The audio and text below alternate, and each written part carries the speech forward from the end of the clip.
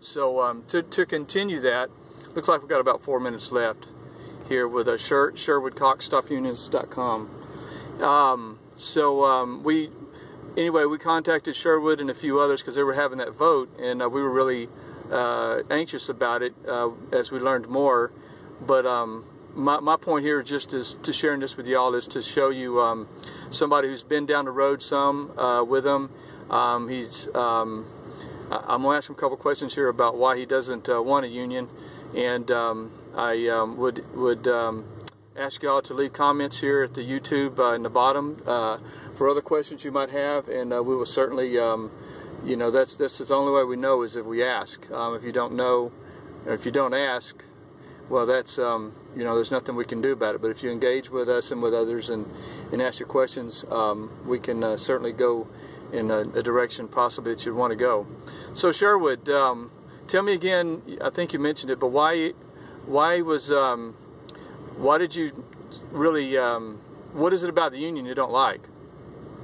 Well, one of the things I don't like about the unions is that it's the forced unionism aspect, at least here in California. One of the things that I think Texas enjoys is that it is a right-to-work state. Texas is. California is not.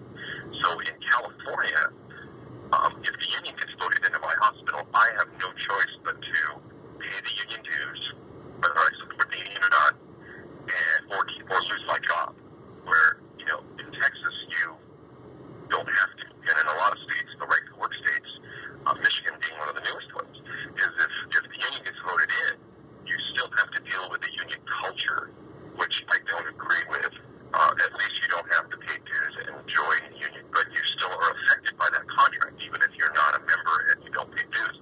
And I don't like being forced to pay for something that I don't want to be a part of and I don't support. And I also didn't like the one-sidedness of what the union said. They alluded to things that they could do, but if you found out that the truth is they can't make these promises, they can make you feel like they're making a promise. I see that. Let me go down the other road. Since we probably have a lot of Texas listeners here right now.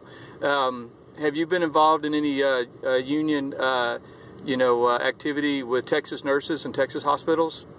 Yeah, definitely. I've helped several Texas nurses. Some successful, some not quite so successful, but at least getting the message out of why I don't want to join a union and helping them to cement their reasons for not wanting to support a union. So there's been several campaigns where people have written to me or called me for advice or support, and it's worked out quite well. Mm-hmm. Okay. Well, is there anything currently going on that we might need to be aware of? I saw a Red Shirt Day is today. Today is Thursday, and there's like a Red Shirt Day. Is that something you know something about? I don't know. It came across something I had. Register Day? Yeah.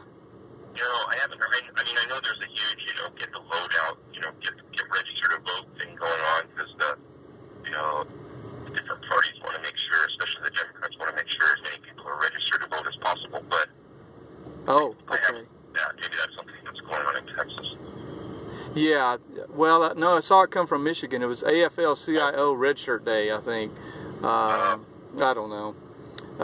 Do you know anything about the AFL-CIO? Is that related to this? CNA or? Well, the here in California, we have the California Nurses Association, which really is the same union as the NNOC, which is what you're seeing out there in Texas. Oh, yeah. The National